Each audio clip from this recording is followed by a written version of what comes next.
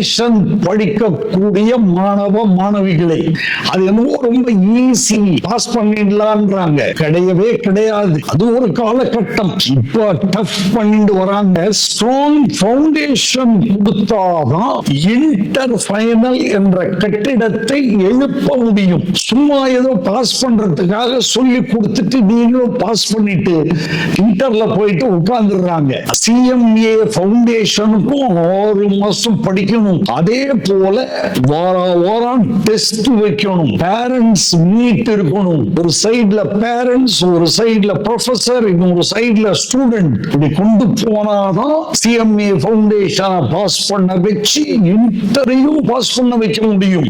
ரொம்ப முக்கியம். எல்லாம் என்னவோ ஃபவுண்டேஷன் மட்டும் பாஸ் பண்ணா போறோம்னு நினைக்கிறாங்க. ஒரு யூஸும் இல்ல.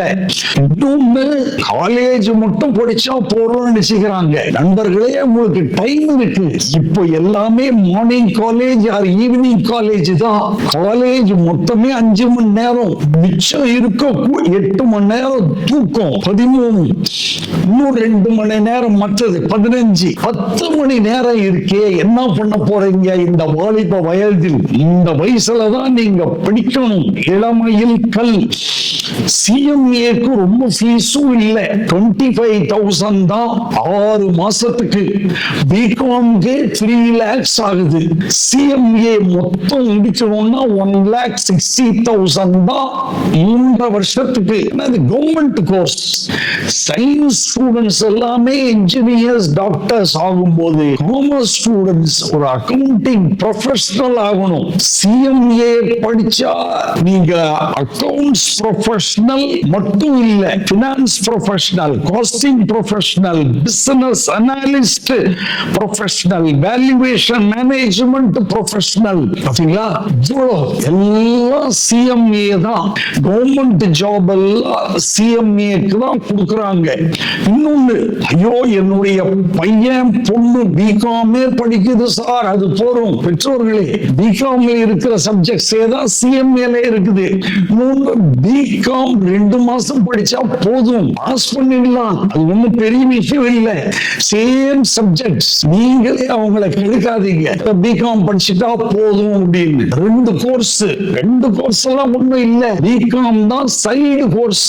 இது மெயின். படிக்க சொல்லுங்க. படிச்சதனாலதான தமிழர்கள் முன்னேறி இருக்கிறார்கள். புலம்பெயர் தமிழர்களை கேள்விப்பட்டு இருக்கிறீர்களா? உலகம் முழுவதும் இருக்கிறார்கள் தமிழர்கள். ஏன்? படித்ததனால் செல்ல முடிந்தது. ஒரு உதாரணம், ஆர்ஆர் அகாடமியை சேர்ந்த எங்களுடைய மாணவன் ஸ்டூடெண்ட் இன்னைக்கு ஜெர்மனில 52 lakhs வாங்கிட்டு இருக்கார். இது சிஎம்ஏ. சிஏ அருண் விக்னேஷ் லண்டன்ல இருக்கார்.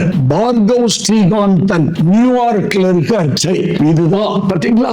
கல்ஃப்ல எல்லாம் கேட்கவே வேண்டாம். நிறைய ஸ்டூடெண்ட்ஸ் இருக்காங்க.